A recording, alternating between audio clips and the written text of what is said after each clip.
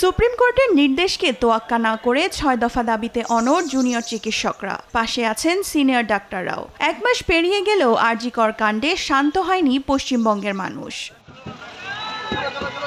মামলার দ্বিতীয় শুনানিতে মঙ্গলবার বিকেল ৫টার মধ্যে কর্মবিরতিতে থাকা চিকিৎসকদের কাজে ফেরার নির্দেশ দেয় শীর্ষ আদালত। এর মধ্যেই প্রতিকূল আবহাওয়া উপেক্ষা করেও কলকাতা সহ পশ্চিমবঙ্গের বিভিন্ন জেলায় চলে রাতভর প্রতিবাদ কর্মসূচি।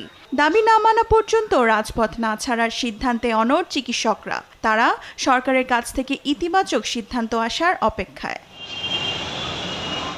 ৬ দফা দাবি নিয়ে স্বাস্থ্য ভবনের সামনে অবস্থান করেন আন্দোলনকারীরা। প্রথমত, আরজিকরের ঘটনায় জড়িতদের শাস্তি নিশ্চিত করা, সেই সঙ্গে প্রমাণ লোপাটের সাথে জড়িতদের চিহ্নিত করা সহ পুলিশ কমিশনারের পদত্যাগের দাবি তোলেন বিক্ষুব্ধরা।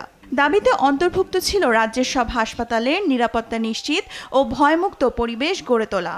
একই সঙ্গে স্বাস্থ্য সচিব সহ আরও ২ কর্মকর্তার পদত্যাগ চেয়েছেন জুনিয়র চিকিৎসকরা। জ্যেষ্ঠ চিকিৎসকদের পাশাপাশি এই দাবিতে সমর্থন দিচ্ছেন সাধারণ মানুষও। আন্দোলনরতদের বিভিন্ন সংস্থা খাবার পানির ব্যবস্থার পাশাপাশি পাশে দাঁড়িয়ে প্রশাসন ও মুখ্যমন্ত্রীকে নিয়ে ক্ষোভ প্রকাশ করেন নিহত চিকিৎসকের মা-বাবা।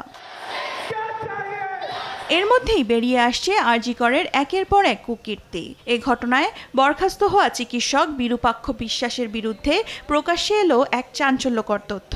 অভিযোগ, ৪ বছর আগে মুর্শিদাবাদের জলঙ্গির এক ছাত্রকে ডাক্তারিতে ভর্তি করিয়ে দেওয়ার আশ্বাস দিয়ে ২ দফায় মোট ৮ লাখ রুপি নিয়েছিলেন তিনি।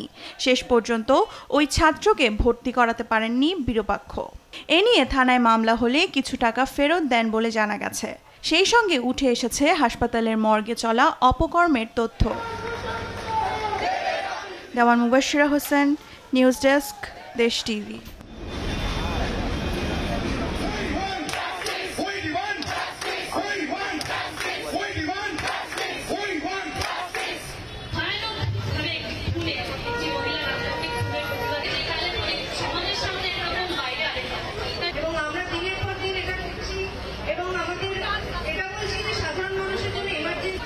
प्लास्टिक लेके आ रही है ना,